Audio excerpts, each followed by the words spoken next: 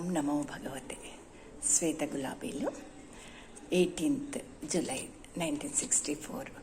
Let each one do his very best and peacefully leave to the supreme the care of the results. అంటే ఇక్కడ ఏమంటున్నారు,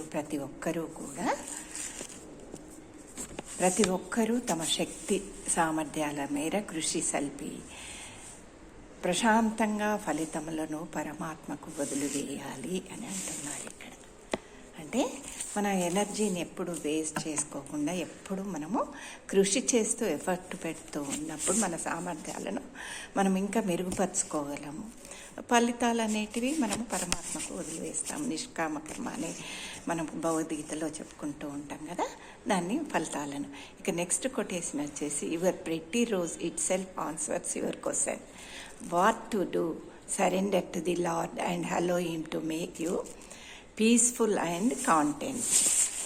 అంటే మీ ముగ్ధమైన, అంటే నీ అందమైన గులాబీ మీ ప్రశ్నకు జవాబిస్తుంది. ఈ గులాబీలు అనేది మనకు ఎప్పటికప్పుడు ఆన్సర్స్ ఇస్తూనే ఉంటాయి. అందువల్ల అంటే దివ్య ప్రేమ, దివ్య భక్తికి సంకేతం కదా. ఏమి చేయాలి? పరమ ప్రభువుకు సమర్పించుకొని ఆ గులాబీలను ఇక నీలో సంతృప్తిని, నిశ్చలత్వమును, ప్రశాంతిని నెలకొనేలా మమ్ము అనుగ్రహింపు తండ్రి అని అతనిని వేడుకోవాలి. ఆ గులాబీలను అమ్మకు డైలీ సమర్పిస్తూ, తండ్రి మమ్మల్ని అనుగ్రహించు అని అతన్ని ఎప్పుడు వేడుకుంటూ ఉండాలి. నెక్స్ట్ 26th July ఏమంటాను, why do you not feel the divine is in your heart అంటున్నారు.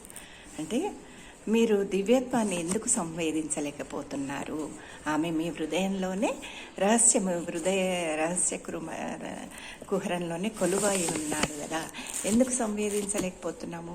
మనం దైవం ఎక్కడో ఉన్నారు అనేసి అక్కడ ఇక్కడ మనము పరుగులు తీస్తూ ఉన్నాము, కానీ ఆయన ఎప్పుడు కూడా మన రహస్య హృదయంలోనే కొలువై ఉంటాడు. ఇంకా నెక్స్ట్ వచ్చేసి, however you have implored the grace of the divine mother and her grace is limitless. ఇదేమో August 18th దివ్యజనని కృప అపరిమితమైనది, అపారమైనది. అయితే మీరు శ్రీమాత కృపను వేడుకున్నారు, ఆయన అనుగ్రహం పరిమితి లేనిది, ఆమె అనుగ్రహం అనేది.